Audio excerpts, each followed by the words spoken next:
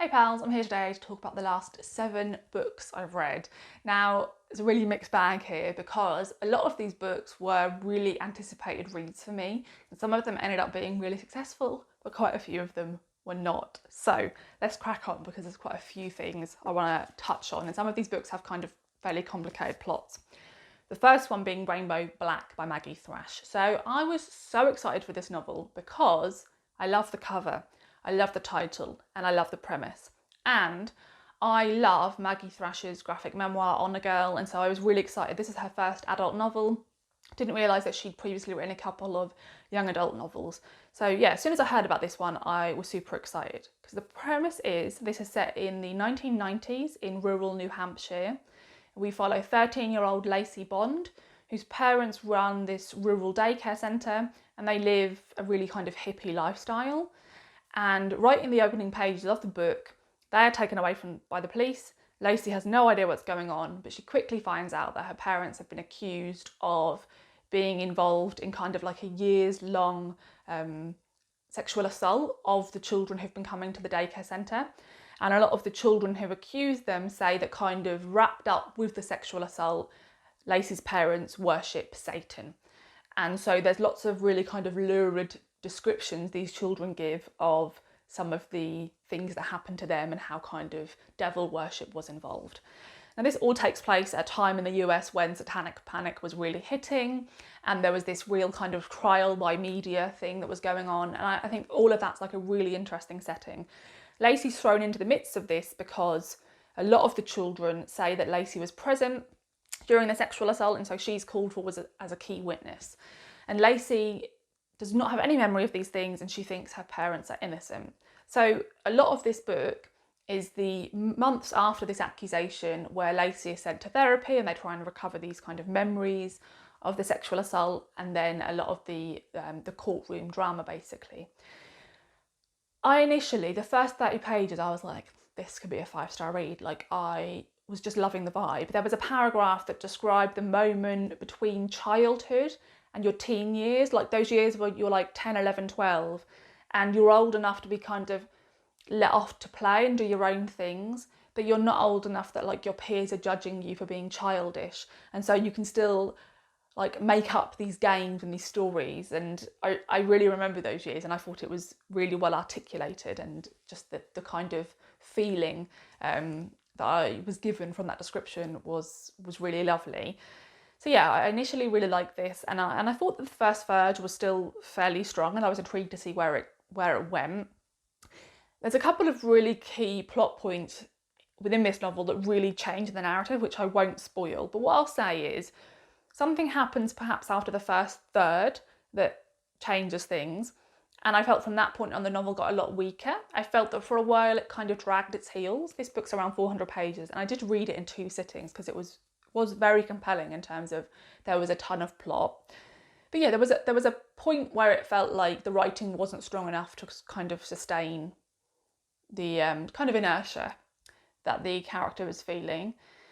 But then there's another key plot point and shit just gets crazy, like loads of crazy stuff happens. And right at the start of the novel, this novel is opened by an adult Lacey who is hinting at the fact that she was involved in a crime, but she's not quite sure how involved she was. And the second half of this novel is told from the perspective of that adult Lacey. And that half was, I think, a bit of a shambles. I think it felt like just a completely different novel. I don't think Lacey or another central character felt like the people we'd met in the first half. I don't think their lives were believable at all based on their history. And this just gets super ludicrous in terms of where the plot goes, to the point where I was just like, I don't know, you just haven't earned all this. Like, you could have given me all this, and like, I don't know, like, I could have been on board with all this, but you're just kind of throwing things at a wall and seeing what sticks, and you've not kind of worked hard to craft all this, and it's just all kind of absurd and ridiculous. So ultimately I ended up feeling like this was a bit of a trash fire, and that an editor should have done a much better job with this one, which is a real shame. I will caveat this with saying that this is the sort of book I would have adored when I was probably 13, 14, 15. I would have like just inhaled it and then read it again and again. I would have loved it. So yeah, maybe this sort of errs more on the side of, you know, seeing as she has previously written young adult novels, maybe this kind of errs more on that side. It's very much like vibes and chaos, and not much else for me, which was a real shame. The next book was also a bit of a shame because I thought I would love this one, and that is Between Two Moons by Aisha Abdul Gawad. So I heard about this because it was longlisted for, I think, the Carol Shields Prize, which is a Canadian prize that allows books to be submitted written by women or non-binary authors in North America, basically. And a few of the books on that long list I really like the sound of, this being one of them. So I got this shipped over from the US. Premise of this is set in Bay Ridge in Brooklyn, and it's set during one summer. We follow these two young Muslim American twin sisters who are on the precipice of adulthood, and this is set during the holy month of Ramadan. So this book is really about them both sort of coming of age. They're very different, and I think this is something we see both in this book and the next, when we're given sort of two young girls, sometimes friends, sometimes sisters, and they both are like always complete opposites. Like one of them's like the good girl, the intelligent one, the one who never does anything naughty but feels a bit kind of boring and like not sexy compared to the other girl who's always more daring, more attractive, fancied by all the boys, and the one who is kind of outrageous, but then kind of feels bitter about the fact that she doesn't think she has many kind of options in her future compared to the smart one. So that was very much the vibe here. And you throw into the mix of that their brother has been unexpectedly released early from prison, and he's quite volatile and they're quite fearful of him. And when he's released, yeah, things just feel a bit off, both within the household but also within their community. There's quite a lot of fear within the Muslim community about, yeah, the way the police feel about them and the way suspicion is on them constantly. So I think this book was firstly very forgettable. Like I finished this a few weeks ago and I'm kind of already forgetting where this book ended up going. I think that I kind of thought about DNFing this at points, then I kept thinking, no, like it's not bad enough the DNF. I sort of wish I had. I think that the back half is a lot weaker. It gets kind of messy. And this book really had debut novel vibes to me, of an author who's trying to cram in all the themes she wants to fit in, all the plot points she's thought of that come up, but not really found a way to kind of knit them together.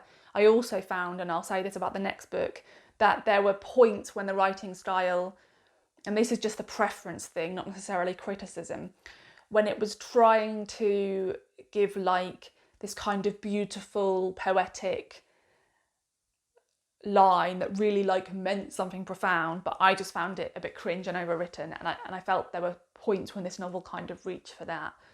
So yeah, and again, I read a lot of novels from the perspective of girls and young women, and every now and again I come across some that do feel like they were written for a young audience. And I think this was one. Again, I think this feels like this is one of those books that could border the market for young adult readers and adult readers.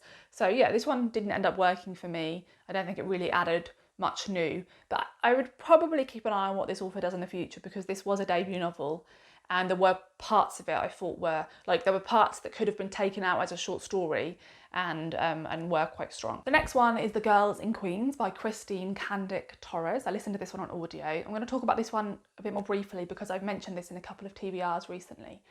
This is set in Queens, New York. We follow two friends called Kelly and Brisma, and they are both young Latina women. The book is told in two timelines, one in the mid-90s when they're around 15, 16, and one in the early 2000s when they are 20, I think. The premise is they sort of grow up and they're best friends, again, opposite sides of the coin. Brisma, our protagonist, is the kind of goody two-shoes and Kelly is the kind of daring, sexy one. Brisma ends up dating this boy called Brian, who's very much like bad boy vibes. He's not a nice boy at all. And yeah, he kind of throws a spanner in the works between Kelly and Brisma. So all that kind of, yeah, coming of age, confusion, trying to prove yourself is part of that narrative. And then in the early 2000s, they meet Brian again after many years of not knowing him and sort of rekindle this friendship between the two of them, or the three of them, sorry. But immediately Kelly and Brisma already start kind of competing for Brian's affection. And very quickly after meeting him again, he is accused of a sexual assault by another woman.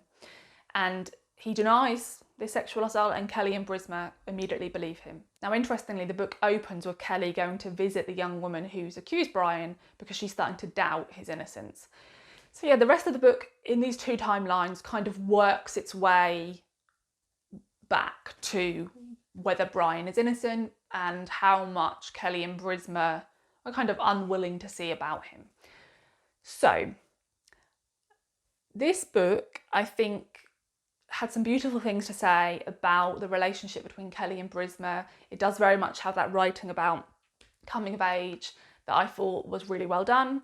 Again, it has points where it's a bit kind of reaching to be kind of poetic and profound, which I didn't love and sort of found a bit cringy. But again, that's a personal preference thing. I think this book kind of dragged its heels a lot in the first half. I think the second half, once Brian's been accused, is much stronger. And I think the strength of this book is that discussion of girls who grow up in the type of culture where they're sexualised from a young age, which is very much the case for Kelly and Brisma, and how it's really difficult for them to kind of comprehend sexual assault, comprehend that things may have been done to them without their consent because the line's so kind of fuzzy. And I think it tackles that really well, and talks about how that might be different for girls of a different culture. But yeah, kind of other than that, I don't think this was doing anything that new. But I would probably look to see what this author wrote in the future because I enjoyed this enough to see what she writes next. The next book is Knife River by Justine Champagne. This is a really interesting one because I feel like, based on the title, the cover, and the kind of author blurbs they've put on the front, this book gives really different vibes compared to what it is. And I think for that reason it's getting a lot more negative reviews on Storygraph than it probably deserves. So I think the vibes this book gives is that it might be kind of fast-paced and plotty and twisty, and it's not at all, okay? The premise of this is that Jess grew up in a small town called Knife River. When she was 13, her mother went for a walk that she never came back from. She's been assumed dead for all those years, but the police never found any evidence of what happened to her, although there were suspicions on one local man. Jess left Knife River when she was quite young, has never been back, and hasn't seen her sister in the intervening years. Her sister was 19 when her mother went missing. She gets a phone call from her sister 15 years after the mother's disappearance saying they found our mother's bones in the woods, you need to come home.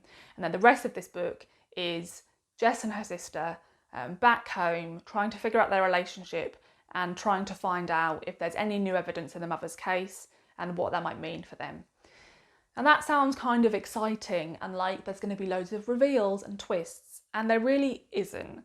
I will say, because I think this matters to some people, there is some sort of resolution in this story, but it's really not about that. This book is very much dealing with what it would be like for somebody to live through something like this and how it would kind of irreversibly change who they are and how they kind of inhabit the world. And Jess and her sister have made these really different choices, right? Jess has chosen to flee and she's always on the move. She's in relationships with lots of different women, but she never really feels anything for them and she moves on very quickly. And yeah, she kind of lives this life of no attachment, and that's how she deals with her loss. Whereas her sister has stayed in Knife River, has changed nothing about the house, down to like there's condiments rotting in the fridge that have been there for 15 years because she wants everything to look exactly the same. And she's never had a romantic relationship. She's pretty much just put her life on hold and has done the opposite of running away from this. Yeah, and it's about what it would be like to never know, to not know what happened to this person you loved, and to be suspicious of everybody around you. And also, I think one of the strengths of this book is that Jess is queer, and she left Knife River in part because of what happened to her mother, but also in part because it's a very small-minded community and it's not somewhere she felt really safe.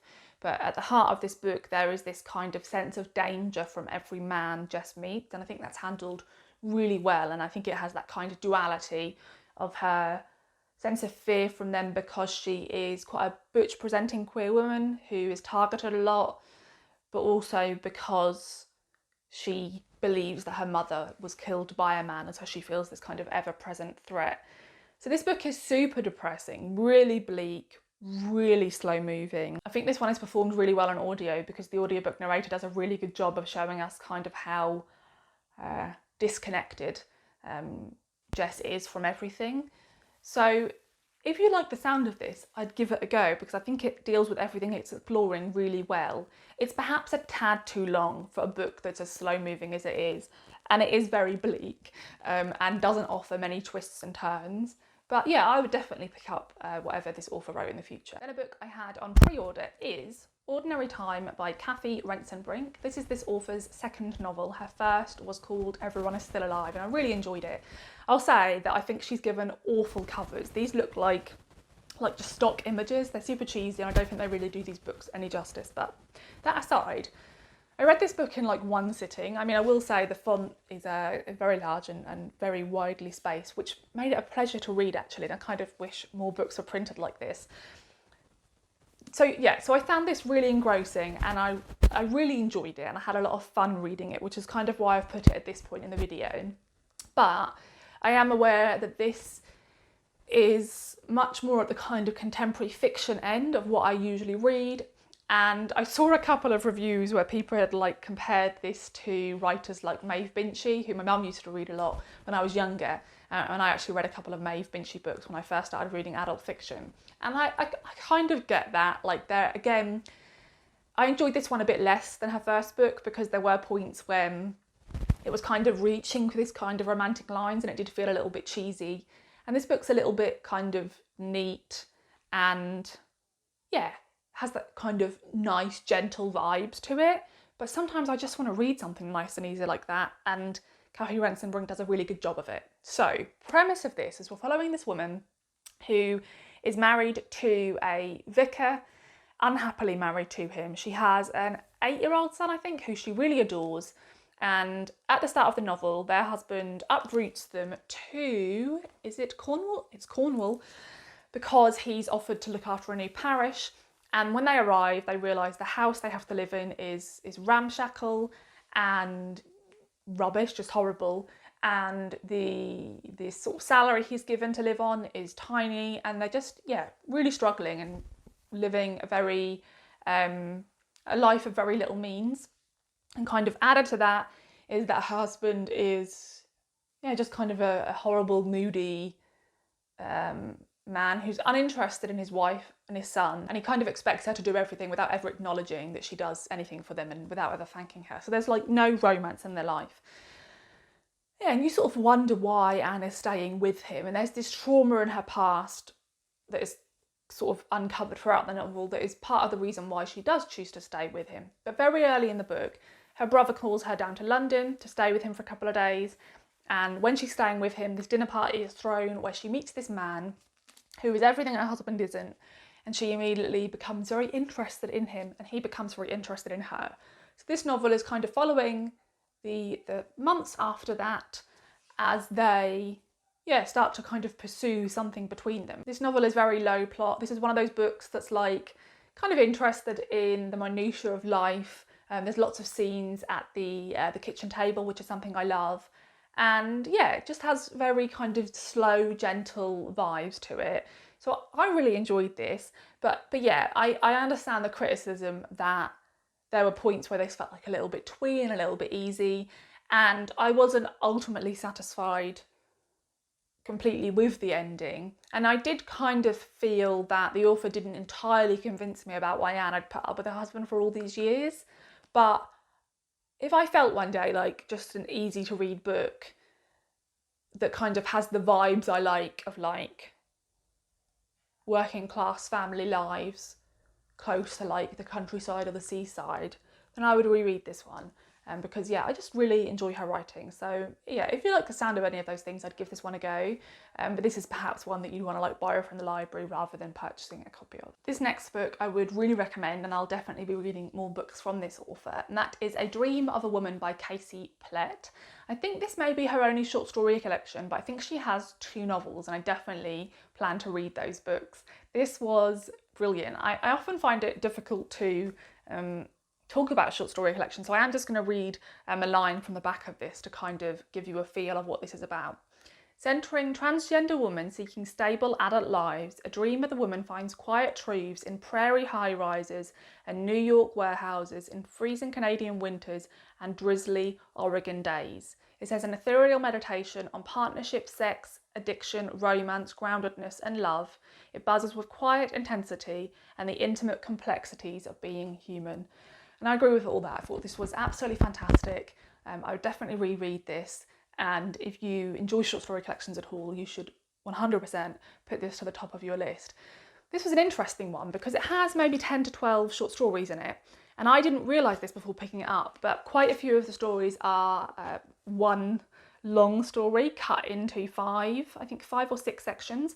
And that's a story called Absolution, which follows these 2 characters across the space of maybe 5 years as their relationship both with themselves and with one another kind of radically shifts, and I thought that was excellent. And then there's also another 2 stories that are kind of connected and follow on, and I think those stories do a really good job of showing us that like people's lives are like infinitely complex, and there's many points in people's journeys where there's a story to be told and something new to explore that they're learning either about themselves or about others. I just think she's a brilliant writer. For one thing, she's very gifted at writing about place, and you can really tell that she must have lived in all these places the stories are set, because you get such a sense of them.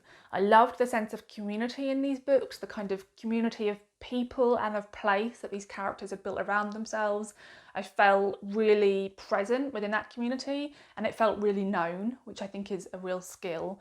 And I also thought that this book was really interesting in that it showed how different every person is. I think a lot of the time we hold these books up as being like, oh, this book is a great example of what it's like to live as a trans woman, but actually, just as it is to live as a cis woman, there's so many different experiences. In fact, like everyone's experience is different, and I think this book does a brilliant job of showing that. One of the stories I really enjoyed, and I really felt everything she wanted me to feel, everything the character was feeling, is this woman goes on a dating site and she meets this man, and she goes to meet him for a date, and they go back to his house afterwards to have sex. And he gradually introduces into the conversation that he has this fetish for being kind of mothered. And yeah, he kind of gently introduces that, and then he starts to dare to be more honest about that. And you can tell it's taking a lot for him to do that he feels a lot of shame attached to that, and it's something that a lot of women he's met previously have sort of scorned him for. And our protagonist is like, I'm not into this. Like, when it starts, she's like, yeah, this is fine. But then as it escalates, she's like, this actually isn't for me. But she finds it hard to tell him that without making him feel judged. And because as a trans woman, she's been so judged, especially when it comes to sexual relationships, she really doesn't want to do that to him. And I really felt for her. I really felt how she felt like she was this person who was judging someone else when everyone's just trying to be themselves, and she really didn't want to do that. But at the same time, like, should she just go along with it and do something that she's not comfortable doing in order to make this other person feel comfortable? I felt that it was like a really nuanced conversation and just really well written. So yeah, I'd really recommend this collection, and I'll definitely be reading everything else Casey Plett has written. And then lastly, we have The Safekeep by Yael van der Wooden. So I read this a couple of weeks before it was longlisted with the Booker Prize, and I was really glad to see that it was longlisted, because this is one of the best books I've read so far this year. It will definitely make it into my favourite reads of the year. I thought it was fantastic. So this book is set in 1961 in a rural Dutch province in this kind of country house. We are following the story from Isabel's perspective. She is a woman, I think in her late 20s, early 30s, and she lives alone in the family home after her mother has passed away. Now, the family home will actually be inherited by her brothers, but she is living there in the meantime because neither of her brothers choose to live there. But one of her brothers at the start of the novel turns up with this new fiancée he has called Eva, and says, Isabel, I need Eva to stay with you for a few weeks. I've got to go off, I think, to England to work. And so, yeah, she's going to have to just stay here for a few weeks. Isabel is livid at the thought. She's previously met Eva. She is not interested in her. She's met many women that her brother has introduced. And she says they all just, go off the scene as quick as they come on. And she can't really be bothered to act how she's expected to in polite society. And so she's very kind of unwelcoming and unforgiving of Eva. And this book is following those few weeks while Eva is in the house. And a big part of the narrative is that Isabel has a big sense of pride in the house. And because she herself doesn't own the house, she feels very protective of everything within it. That is, their family's things, basically. And you know that before Eva's arrival, Isabel was constantly accusing the one maid of stealing things from the house. And that continues when Eva arrives. She continues to accuse the maid, and she starts to be suspicious that Eva may also be stealing things from the house. Now, I think it's fair to reveal, because it tells you this in the blurb, this book is a very sexy queer romance, very much giving Sarah Waters vibes. Although this book is very short, it's under 250 pages, it packs a lot into those pages, but the writing within those 250 pages is incredibly sensual and sultry. This is set during a summer, and yeah, just the descriptions I think are brilliant. I think the writing style is amazing, and people are going to differ in their opinions here, but I do think this gave me kind of Sarah Waters vibes. Definitely not in the length, because Sarah Waters, spends a much longer time building a narrative. Yeah, but definitely in the kind of historical setting and the queer vibes and the amount of attention paid to these female characters. And also to the surroundings. I could really picture the house. The house and the things in the house are very much characters. Now, I don't want to spoil anything about this novel, and in fact, I knew very little about this historical period. So there was stuff in this novel that was very much not expected from me. And I don't know if that would be different if you knew more about this history. But I think this book just got stronger towards the end when more was understood, and I think it added so much more nuance to all the words that came before. So yeah, I think this was really well done. I really enjoyed it. So I'm just going to read you a quick excerpt from the book to give you an example of the brilliant writing. What was joy anyway? What was the worth of happiness that left behind a crater thrice the size of its impact? What did people who spoke of joy know of what it meant to sleep and dream only of the whistles of planes and knocks at the door and on windows, and to wake with a hand at one's throat, one's own hand at one's own throat? What did they know of not speaking for days, of not having known the touch of another, never having known, of want, and of not having felt the press of skin to one's own? And what did they know of a house that only ever emptied out, of animals dying and fathers dying and mothers dying, and finding bullet holes in the barks of trees right below hearts carved around names of people who weren't there, and the bloody lip of a sibling? And what did she know of? What could she possibly know of what it? So yeah, I think the writing is brilliant. I really enjoyed this one, and I would highly, highly recommend it. One of the best books I've read so far this year. So thanks for watching. I would love to know if you've read any of these books, and if so, what your thoughts were on them. And of course, I'm always interested to know what you've been reading lately. Let me know down below, and I'll see you in the next video. Thanks. Bye.